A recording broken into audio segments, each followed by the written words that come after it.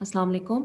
आज के लेक्चर में हम लोग चैप्टर 13 रैप अप करेंगे और साथ में हम लोग थोड़ा सा जो हम लोगों ने ऑलरेडी कॉन्सेप्ट्स डिस्कस कर लिए हैं उनको रिवाइज़ कर लेंगे, ताकि फिर हम लोग चैप्टर 14 की तरफ मूव करें जिसमें हम लोग मल्टीपल रिग्रेशन पढ़ेंगे।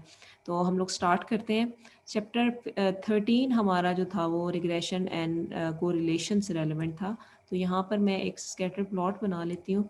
स्कैटर प्लॉट आपको पता है कि बहुत सारी चीज़ों को डिस्क्राइब करता है। उसमें आपको कोरिलेशन की डायरेक्शन नज़र आती है, वेरिएशन के बारे में आप उसको बता सकते हैं, यानी आपके पास स्टैंडर्ड एरर कितना है ये चीज़ भी आप इसमें देख सकते हैं। तो मैं यहाँ पर डाटा पॉइंट्स ले लेती हूँ, फिर हम इन्हीं डाटा पॉइंट्स के ऊपर जो है वो बात करेंगे और इसी रिग्रेशन लाइन को लेके सारे कॉन्सेप्ट्स जो हैं वो उनको वर्बली रिवाइज कर लेंगे। तो हमारे पास ये डाटा पॉइंट्स हैं कुछ, और मैं यहाँ पर एक्सिस पे भी वेरिएबल्स ले लेती हूँ। यहाँ पर आपके पास एक्स वेरिएबल है, ठीक है, और यहाँ पर आपके पास वाई वेरिएबल है। ओके, ये हमारे पास एक स्कैटर प्लॉट है जिसमें आपके पास ये डाटा पॉइंट्स प्लॉट हुए हुए हैं। आपके पास ये रिग्रेशन लाइन है। रिग्रेशन लाइन की इक्वेशन आपको पता होगी, which is y is equal to a plus b x.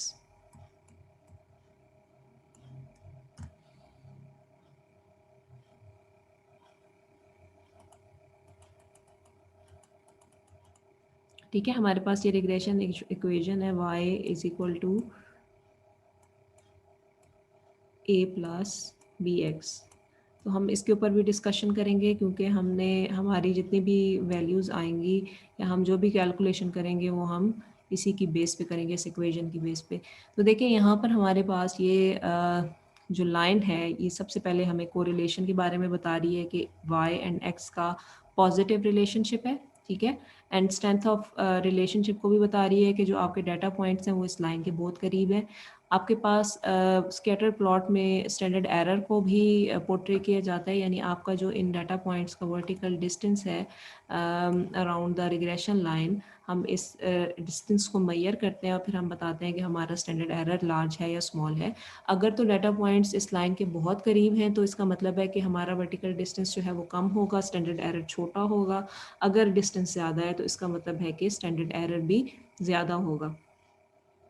Second, हमारे पास जो रिग्रेशन का कॉन्सेप्ट था उसमें हमने न्यूमेरिकली रिलेशनशिप को एक्सप्रेस करना था, और उसके लिए ही हम ये रिग्रेशन इक्वेशन कैलकुलेट करते हैं जिसमें हमारे पास यहाँ पर डिपेंडेंट वेरिएबल होता है, y is dependent variable and x is independent variable. b आपके पास स्लोप ऑफ द लाइन है, यानी आपके पास जो ये लाइन की स्लोप है वो आपने बतानी है कि कितनी है। ए आपके पास इंटरसेप्ट है, यानी अगर आपके पास एक्स की वैल्यू ज़ीरो होगी तो आपके पास जो इंटरसेप्ट है वो आपकी एक्सपेक्टेड वाई की वैल्यू होगा। यानी यहाँ पर आपका जो बी टर्म है वो ज़ीरो हो जाएगी तो आपका जो वाई है वो ए के इक्वल रह जाएगा। तो आपने आपको फार्मूलाज ऊपर स्लाइड्स में भी गिवन है, आपने उन फार्मूलाज की मदद से स्लोप को कैलकुलेट करना होता है, ठीक है, और अल्फ़ा को कैलकुलेट करना होता है या ए को कैलकुलेट करना होता है। स्लोप का साइन और इस लाइन की डायरेक्शन हमेशा सेम रहते हैं। अगर मेरे पास एक और स्कैटर प्लॉट है, ठीक है, और उसमें मेरे पास इस लाइन की डायरेक्शन इस तरह से है, तो ये लाइन जो है वो हमें नेगेटिव रिलेशनशिप की इंडिकेशन दे रही है। तो आप लोगों के पास ये इन्वर्स रिलेशनशिप को शो कर रही है। तो आपके पास यहाँ पर डिफरेंट डाटा पॉइंट्स भी गिवन है। यहाँ पर देखें, हमारे पास अगर मैं यहाँ पर y की रिग्रेशन की इक्वेशन लिखती हूँ तो ये इक्वेशन इस तरह से बनेगी, y is equal to a minus b x. So it means हमारे पास जो स्लोप की वैल्यू है वो नेगेटिव होगी, तो हमें ये नेगेटिव रिलेशनशिप बता रही है। तो आपके पास स्लोप और जो कोरिलेशन है इन दोनों के साइंस हमेशा सेम रहेंगे। इसके बाद हम लोगों ने रिग्रेशन का रिलेशनशिप पढ़ा अनोवा से, ठीक है। तो जब आपके पास कोरिलेशन आ गई, रिग्रेशन आ गई और आपके पास स्टैंडर्ड एरर भी आ गया, तो इसके बाद आपने अनोवा टेबल कैलकुलेट करना है। तो आप लोगों के पास अगर कोरिलेशन क्वेश्चन में नहीं पूछी गई तो आपने कैलकुलेट नहीं करनी, आपने सिर्फ रिग्रेशन कैलकुलेट करनी है और उस उनके जो सिंपल फार्मूलाज हैं ए एंड बी के जिनमें हमारे पास कोरिलेशन का कंपोनेंट नहीं है वो यूज़ करने हैं। तो मैं वो वाले फार्मूलाज आपको प्रीवियस स्लाइड्स में दिखा देती हूँ वो कौन से फार्मूलाज हैं।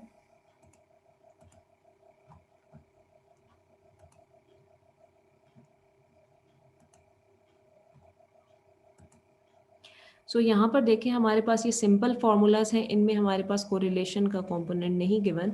तो अगर आपको कोरिलेशन कैलकुलेट करने को नहीं कहा गया तो आपने सिंपली बी की वैल्यू कैलकुलेट करनी है which is summation which is n into summation xy minus summation x into summation y divided by n into summation x square minus summation x whole square। और यहाँ से आपके पास b की value आ जाएगी, आपने इसी फार्मूला में b की वैल्यू पुट करनी है तो आपके पास a की वैल्यू निकल आएगी। तो इस तरह से आपके पास रिग्रेशन इक्वेशन आ जाएगी। जब आपके पास रिग्रेशन इक्वेशन आ जाएगी उसके बाद आपने कॉन्फिडेंस इंटरवल एस्टिमेट करना है और कॉन्फिडेंस इंटरवल हमें एक पर्टिकुलर रेंज दे देता है जिसमें हमारी मीन की वैल्यूज़ लाई कर रही होती हैं। कॉन्फिडेंस इंटरवल के बाद हमने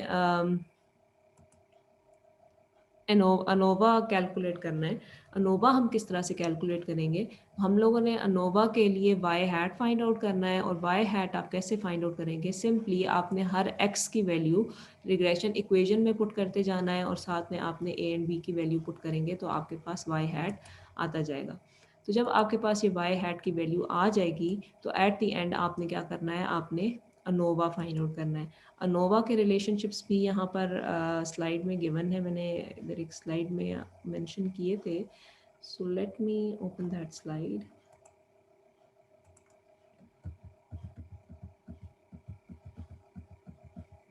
सो हियर इट इज़। यहाँ पर हमारे पास जो है वो अनोवा के लिए गिवन है, रिग्रेशन के लिए अनोवा गिवन है। तो देखें यहाँ पर हमारे पास regression sum of square given है, तो इसकी क्या फॉर्मूला है, summation Y hat minus Y bar whole square. यानी आपके पास जो वाई हैट यहाँ से आएगा, आपने वाई बार भी कैलकुलेट कर लिया क्योंकि आपके पास एक लिस्ट ऑफ वैल्यूज़ जो है वो डिपेंडेंट वेरिएबल के लिए भी गिवन होंगी, तो वहाँ से आप वाई बार कैलकुलेट कर लेंगे। जब आप वाई हैट में से वाई बार को माइनस करेंगे और उसका होल स्केयर करके उसका समेशन करेंगे तो आपके पास रिग्रेशन सम ऑफ स्केयर आ जाएगा। देन आपने इसी तरह summation sum of square of error को फाइंड आउट करना है which is y minus y hat whole square और उसका फिर समेशन करेंगे तो आपके पास रेजिडुअल सम ऑफ एरर की वैल्यू आ जाएगी। देन आपके पास टोटल सम ऑफ स्केयर, आप जब इन दोनों वैल्यूज़ को भी अगर ऐड करें तो आपके पास एस एस टोटल आ जाता है, तो आपके पास एस एस टोटल इस तरह से निकल आएगा। तो इस तरह से आपने अनोवा कैलकुलेट करना है। अब हम लोग आज के लेक्चर की तरफ मूव करते हैं। इस तरह से हमारी जो है वो ये इस चैप्टर के यहाँ तक के जो कॉन्सेप्ट थे वो हमने पढ़ लिए या रिवाइज कर लिए हैं। अब हम लोग जो है वो मूव करते हैं नेक्स्ट कॉन्सेप्ट की तरफ विच इज़ ट्रांसफॉर्मिंग डाटा। हमारे पास ये एक एग्जांपल गिवन है, ठीक है। On the right is the listing of 22 professional golfer's, the number of events in which they participated, the amount of their winnings and their mean score of 2004 season। यानी उनके players के names given है, यहाँ पर आपके पास events given है, winnings given है and scores given है। तो ये सब यानी उनके पास उनको कितनी अमाउंट मिली थी जब उन्होंने इस गेम को विन किया था, तो वो गिवन है, साथ में आपके पास स्कोर्स गिवन है और इवेंट्स गिवन है। तो यहाँ पर हमारे पास जो नेक्स्ट डिस्क्रिप्शन में क्या लिखा हुआ है, in golf the objective is to play 18 holes in the at least number of strikes. Uh, so we would expect that those golfers with the lower mean scores would have the larger winnings. To put it and other way, scores and winnings should be inversely related। यानी आपके पास जो winning and scores हैं वो inversely related हैं, इसका मतलब है कि वो नेगेटिवली रिलेटेड है, यानी एक के इंक्रीज करने से दूसरा रिड्यूस हो रहा है। In 2004, Tiger Woods played in 19 events, earned $5,365.72 and had a mean score per round of 69.04. Fred Couples played in 16 events, earned 1,396,109 and had a mean score per round of 70.92. The data of 22 golfer follows। तो यहाँ पर देखें कि जिस बंदे के golfer scores ज़्यादा हैं उसकी विनिंग अमाउंट कम है, जिसके स्कोर्स कम है उसकी विनिंग अमाउंट ज़्यादा है। तो यहाँ पर हमारे पास दोनों चीज़ों के दरमियान नेगेटिव रिलेशनशिप है। देखिए डायरेक्ट रिलेशनशिप में आपके पास क्या होता है कि आपके पास अगर एक चीज़ इंक्रीज़ कर रही है तो दूसरा एलिमेंट भी आपके पास इंक्रीज़ कर रहा है। लेकिन इन्वर्स रिलेशनशिप में क्या होता है, अगर आपके पास एक चीज़ इंक्रीज़ कर रही है तो दूसरी चीज़ आपके पास डिक्रीज़ करेगी, यानी नेगेटिव जाएगी। तो अब हम लोग इसको देखते हैं कि यहाँ पर डाटा ट्रांसफॉर्म कैसे हो रहा है। तो अब नेक्स्ट स्लाइड पे मूव करते हैं।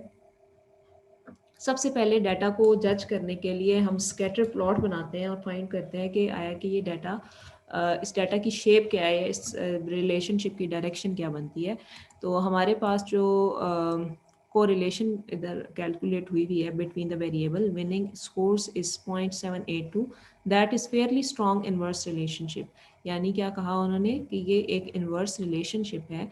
और अगर आप गौर से इस डायग्राम को देखें तो ये जो डाटा पॉइंट्स हैं ये हमें स्ट्रेट लाइन नहीं बता रहे, बल्कि ये एक कर्वी शेप का बन रहा है,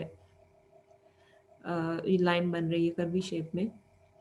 However, when we plot the data on scatter diagram, the relation does not appear to be linear, क्योंकि लीनियर में आपके पास स्ट्रेट लाइन होती है, ठीक है, डाटा आपके पास स्ट्रेट लाइन डायरेक्शन में गिवन होता है। लेकिन जब आपके पास कर्वी लीनियर डाटा होता है तो इसका मतलब ये होता है कि आपके पास ये नॉन लीनियर रिलेशनशिप है। देखिए यहाँ पर लिखा हुआ भी है, it does not seem to follow a linear straight line. ठीक है, यहाँ पर बता रहे हैं कि ये डाटा इस तरह का है कि ये लीनियर या स्ट्रेट लाइन को फॉलो नहीं कर रहा।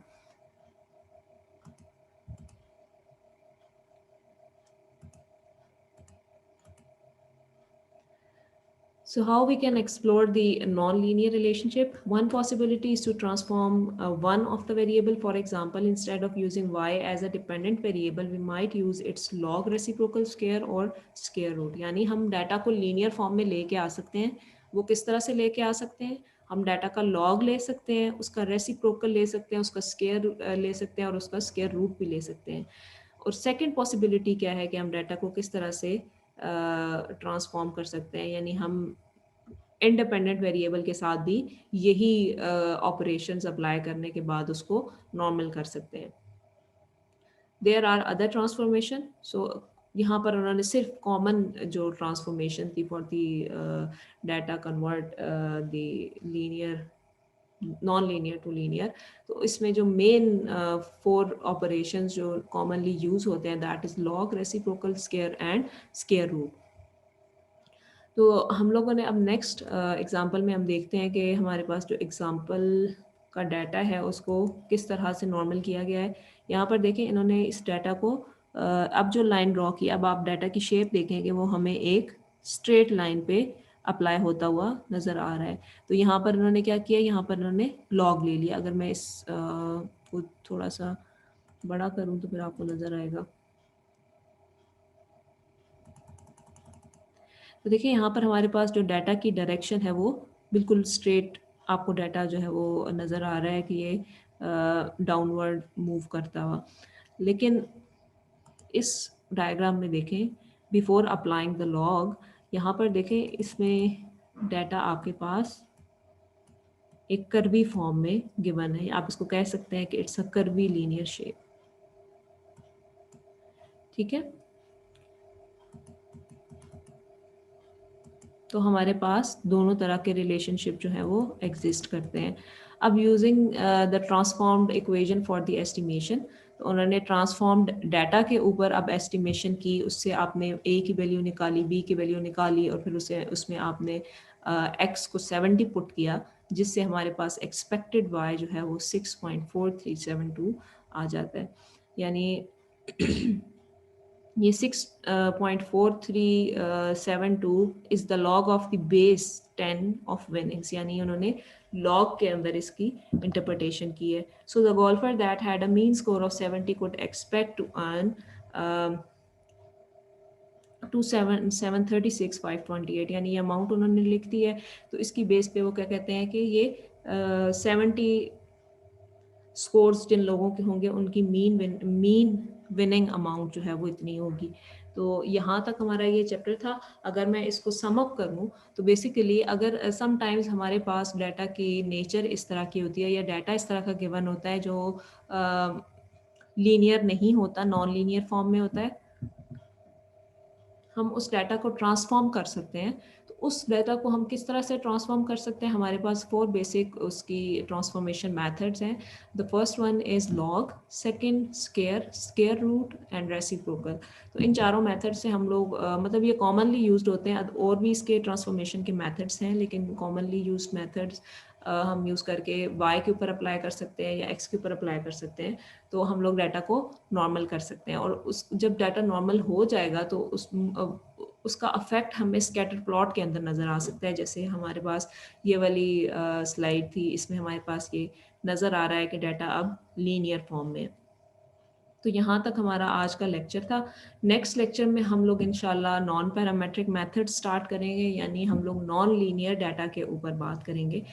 यहाँ तक हमारा लीनियर या नॉर्मल डाटा की एस्टिमेशन ख़त्म होती है, और अब हम नेक्स्ट लेक्चर में इंशाल्लाह नॉन पैरामेट्रिक मेथड्स पढ़ेंगे। आप लोग थोड़ा बहुत उसके बारे में ज़रूर अपनी तरफ से पढ़ के आएँ, और इंशाल्लाह हम नेक्स्ट क्लास में इसको डिस्कस करेंगे। Thank you so much. अल्लाह हाफ़िज़।